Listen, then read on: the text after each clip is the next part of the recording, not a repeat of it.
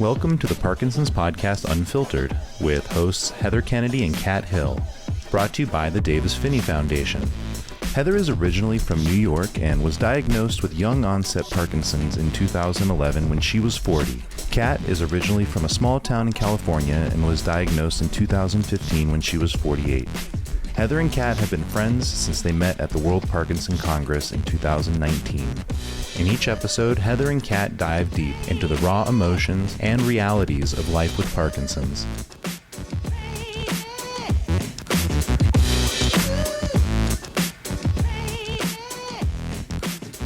And here we go. And here we go. So, what are we talking about today, Heather? Let's talk about the grittiness of Sand and Vaseline, the album by the Talking Heads. No, how about we just talk about grit in general? How about we talk about grit in general? You know, the timing of this is so spot on because it was a gritty night, man. Nobody does well super tired, right? So when I'm up all night with dystonia and pacing and trying to get my feet to uncurl, it's just a long night. And it's hard to feel like you can face the day. But then the sun comes up. Thank goodness the sun comes up. So from about 1 a.m. until about 6:30 a.m., things were dark. And dark outside and dark inside. And the grit in there is that why does this keep happening? And how am I going to keep doing this? When you think you can't push through, when you think that you can't go on, what is it that gives you that extra push for the grit, the courage, the fortitude, the endurance? Yeah, how do we keep getting up in the morning? And I will tell you, the sun rising is a gift in the morning. Even in the Northwest where it can still be gray, it does help brighten my spirits. And I'm not sure we have all the answers, Heather. You know, I would love a simple answer to that. I think for me, I circle back to being grateful I'm in a place that can see the sun come up. Funny you should mention grateful, because I was thinking about grace, which is agility and dignity, generosity, compassion. Don't you find at times it's either easier to have compassion for others than it is for us to have it for ourselves? You're kidding me? Some of the things I've done to myself make me audacious and bold in public. So I'm like, what could you possibly do to me? More than I've hurt myself. But I'm being kinder to myself because guess what happens then? We can be kinder to others, as you say. So when people say about self-care, we're not talking take a bubble bath and have a candy bar. We're talking allow yourself to goof up and be human and forgive and be gentle and graceful with yourself. Right? Yes, I agree with that. And I also think, Heather, that we have to also say, I don't like this. This hurts. I'm tired of this. I'm angry about this. I'm scared. That's a big one. Or F this. Yeah.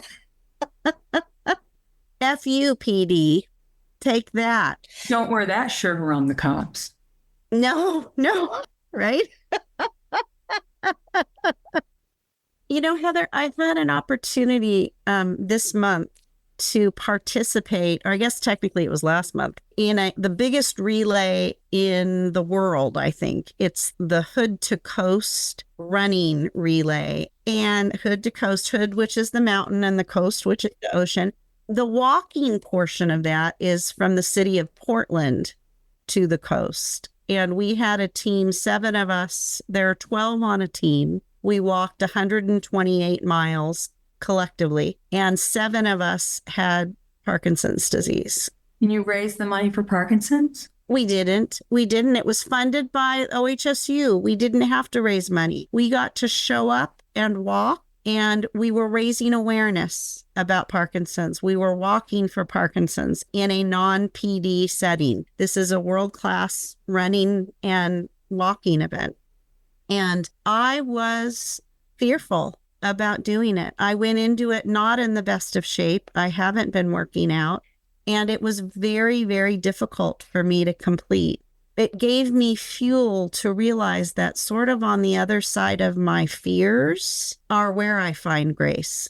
And that in the middle of the night, last night, I thought about that I was fearful about doing this long walk in the middle of the night after being up for 36 hours, and I had my 3.26 miles to walk in the countryside in Mist, Oregon, mind you, where it was very misty and dark. But I did it. I fell, I scraped my knee, but I got back up and I finished. And I tried to remember that last night, that I can do hard things, to coin the wonderful podcasters. About Glennon Doyle. Glennon Doyle, thank you. I couldn't remember the name. And Abby and the sisters. So I just adore them. But I can do hard things. And so I can get through this night of yucky dystonia. The sun is going to come up, even though I'm miserable at 2 a.m. Even in adversity, you continue to shine. Like the quote by Anne Lamott, I do not at all understand the mystery of grace, only that it meets us where we are. Yes. It does not leave us where it found us. It does not leave us where it found us. And I may be stretching my definition of grace, but for me, I've realized that if I don't do things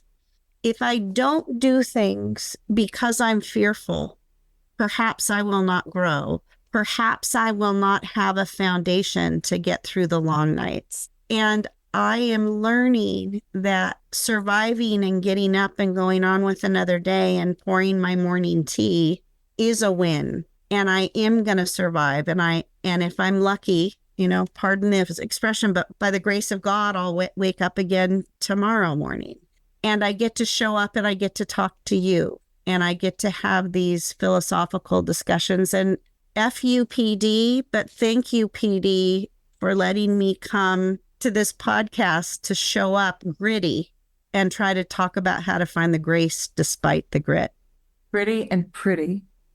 Oh, I'm so glad we're not coming to you live on the web. My puffy eyes and the wrinkles, they show very deeply after a long night.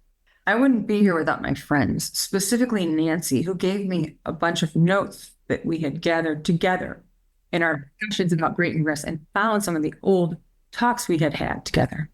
Oh. And I thought about you too, Kat. I thought about I was trying to reach you, and I really wanted to tell you something. And the old part of me that's not aware, the old part of me that would take things personally, but I've said, oh, she doesn't even consider me a good enough friend to call. A new part of me, real part of me, the current part of me says, I know that Kat is really busy, one, or really hurting, or something's in the way.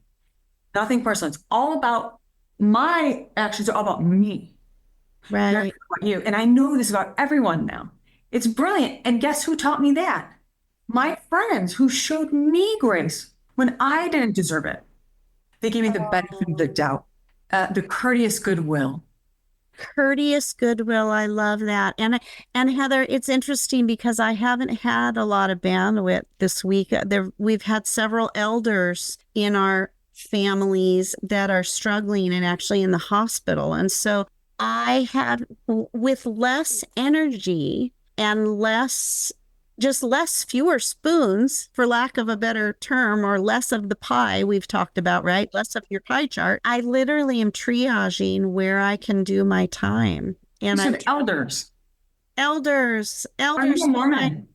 I know, bless you. No, I just don't want to point out specific, my stepmom fell and broke her ankle, and the old Kat with all the energy would have jumped on an airplane and been down and hoping and managing and doing all the nursing things. But the now Kat can't do that because the now Kat has too much other things going on to make that work. So I can't be two places at once. And I think we can't help out when we're down and out. But I'm reading this quote. It says, grace is love that seeks you out when you have nothing to give in return.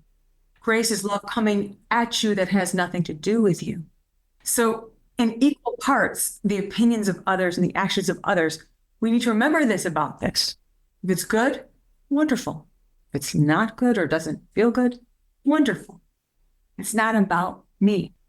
And so that's part of the grace compatibility part, this something, because we all need grace. We don't all get it. It's kind of like unconditional love.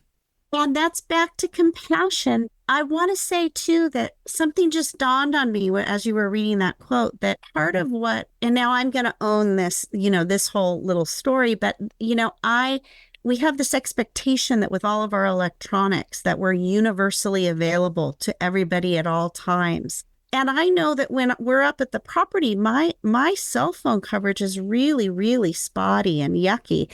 And there's a level of guilt that I feel with that. Like I should be universally available at the touch of a finger. People have to be more intentional because my internet is good, but my cell phone isn't. And I have guilt about that. And I need to realize, gosh, it feels good to sort of disconnect.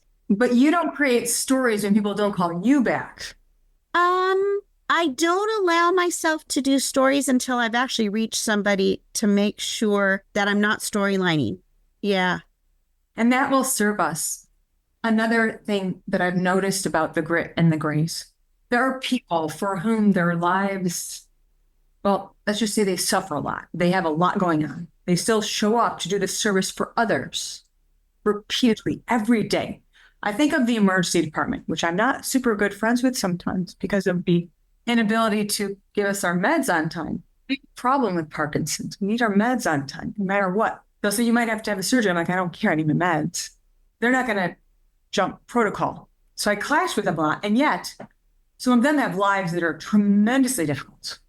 They have things falling apart left and right. In other words, we can be where we're broken or where we're struggling or where we're hurting. We can be brilliant in helping others. Let's stay right there for just a split second because I want to say something. I have a very good friend, Kelly, and she told me that I could mention, she lost 3 of her family members in a row very quickly. Father, mother, grandmother, boom, boom, boom. And she was there for me in a way like nobody else could have been, just by getting me to the emergency room, just by getting me back, just by keeping in touch with my family and friends. And she was so together. Not everybody has that capacity. So back to what we were talking about before, the capability and the capacity is one thing. It's graceful if you can make it work. I think people think of you, Kat, as having a lot of capacity. That's where the confusion comes in. We think, oh, Kat can handle a lot of things at once. She can come. And it's like, what? We're people. And it's humbling, right, Heather? Isn't it humbling? We think we're stuck. We think things are permanent. Au contraire, mon frère, everything is always changing. Not just our meds. Wait, speak French to me again. Moi, j'aime honorement. I swear words. I was going to start with that. Voulez-vous coucher avec moi? Ce soir. That's the only French I know. Voulez-vous coucher avec moi? Here's the thing. You know who taught me the most grace ever? My daughter. I handled something as a mother horribly, at least once or twice. She came back to me and said, Mom, I know that you're really hurting. I'm so sorry. What can I do? Which is rare. And then I felt this moment of like, wow, where does she get that from? I come from this as a teenager with hormones and, self-absorption and, lots of other things. Like, how'd she get there? Or how about the person who looks at you and, like Kevin, our friend Kevin. Our friend Kevin Kwok. Losing his father, losing his brother, his mother, having to take care of her, and then coming to me and saying, are you okay? I'm like, me? Fine. What about you, dude? Like, what about me? I'm fine. He's amazing capacity. Well, and I think there's something to be said about suffering, right? How we show up in the world speaks a lot to how invested we are in our own suffering. Can we set our own suffering aside to observe and engage with others?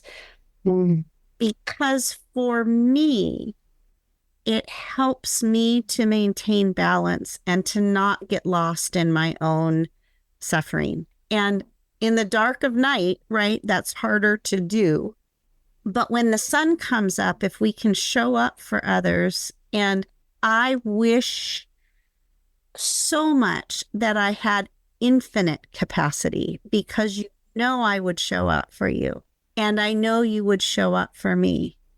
And I think we have to just keep going on that. It may be different 10 years into diagnosis, 20 years into diagnosis, but can we keep showing up however we can?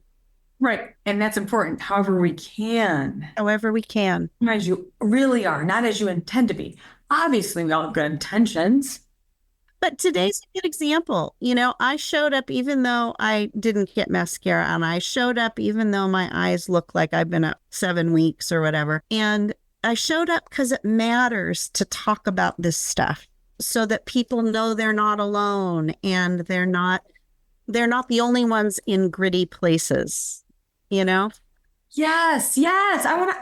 This is what it's about. We're all just walking each other home. You just opened up my favorite quote moment. But another person that taught me grace, there was a time when a friend could have dumped me and should have probably dumped me. I was being kind of difficult. Imagine that. Anyway, she stuck around. She not only stuck around, she did the Davis Phinney Care Partner workshops and came with a shirt to dinner. It said Davis Phinney Foundation. She doesn't have Parkinson's. I'm the only person she knows with Parkinson's. She didn't have to do that. I had another friend who talked to somebody else. I had sort of cut this friend off because I was very mad. I thought, that was back in my former days when I thought you could just cut people out of your life, like just block them and get rid of them, forget about it. That person actually checked on me, had somebody else come and check on me. They cared more about me than they cared about what I had done to them when I was being insane.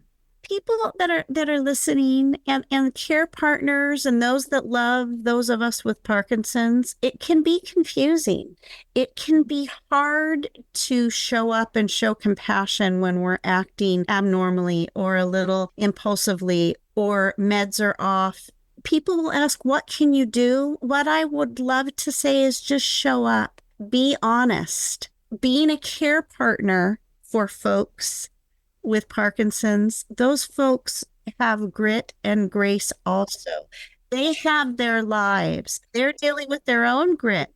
So even showing up and being honest, hey, I don't have a lot to give today. Why don't we just sit here together? What is it? It's like Winnie the Pooh and Piglet. The Tao of Pooh, go the path. The Tao of Pooh. The Tao of Pooh. Yeah, I know.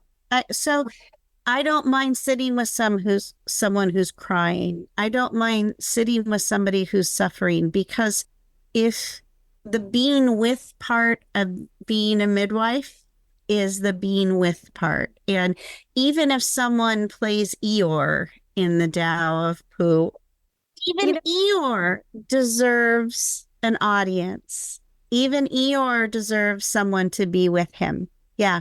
Anyway, I don't know if we're making even any sense, Heather, in my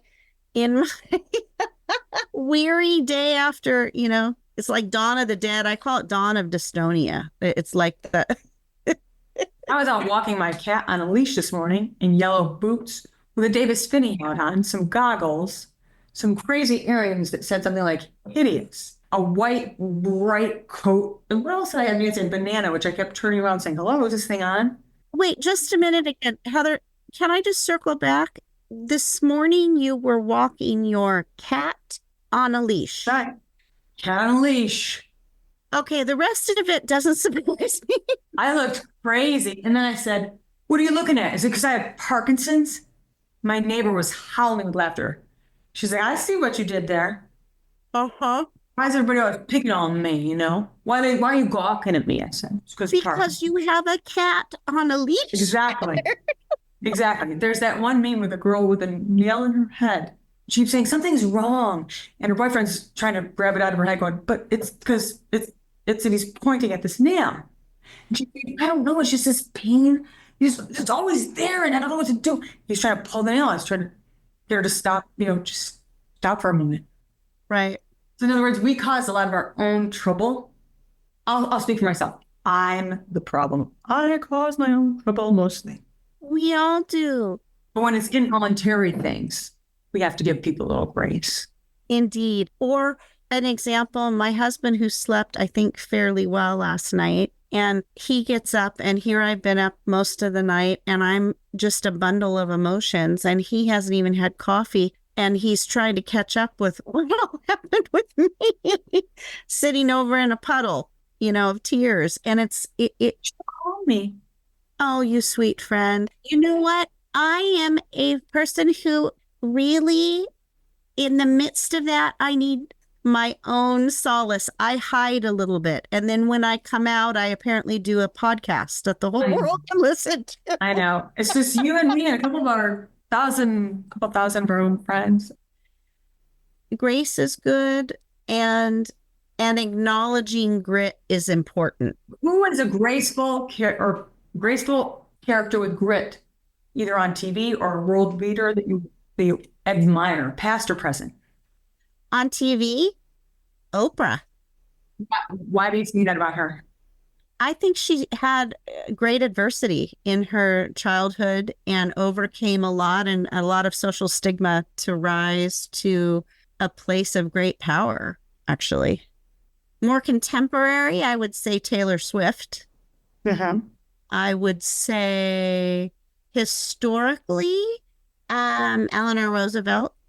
I like those. Yeah. How about you, Heather? Who would you say?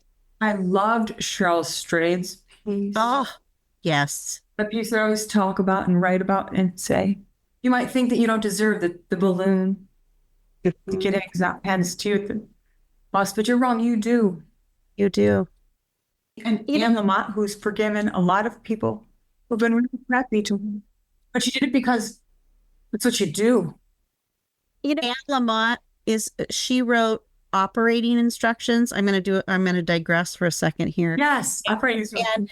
And it was as a midwife, I gave it as gifts at many, many, many first birthday parties. Or Bird by Bird. Bird by Bird's another one, but the operating instructions talks about the grit of parenting. And I think that we're so scared as new parents sometimes, or new at anything. We need to do it all right. We read all the manuals and then we're supposed to have it all figured out. And I loved her vulnerability in sharing the grit of new parenthood. And all of it applies, of course, to life, right?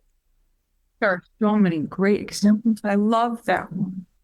I just love that one. I was also thinking my mother being sued by a student one time. The student would have been the valedictorian or something. I forgot how it went. The student would have had a better... It was a teacher. Your mom taught, right? But it was an elective. She taught orchestra. Orchestra. No, the student sued her. And in court, I'll never forget this as long as I live. She said to the girl at the end, really meant it. I saw her look at him.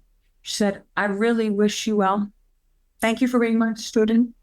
Thank you so much for working with me. And she reached out to the mom, who was horrible to her. And I said, Mom, why'd you do that? Why didn't you tell them, you were going to, bash their head and I'm going to go kick them. She said, Heather, why? They're suffering. They're hurting. You took me to court over a percentage of our grade. She said, just let it go. That doesn't belong to me. I never thought of it that way. And she would have had to carry suffering to have hate and regret. And instead, what grace she showed in showing compassion to somebody who perhaps was not showing it to her. That's a great lesson. Oh, well, as always, Heather, I feel richer for having connected with you today about this process. I wish for you. Pardon me? Sorry, do we have to go? Probably soon. Our time is running out. We could talk to these people all day long, huh? Mm-hmm. I think we should do this again. I hope you have a good day. And I hope our listeners could follow our journey today in the gritty places and maybe be a little easier on themselves. Please. You're human. Thank God you're not a robot. I love you, friend. Not anymore. All right. We're out for now. Come back and listen next time. Thank you so much. Thank you for joining us for this episode of the Parkinson's podcast Unfiltered with Heather Kennedy and Kat Hill. For more information about the Davis Phinney Foundation and to learn about educational offerings and community events for people affected by Parkinson's, please visit davisphinneyfoundation.org or dpf.org.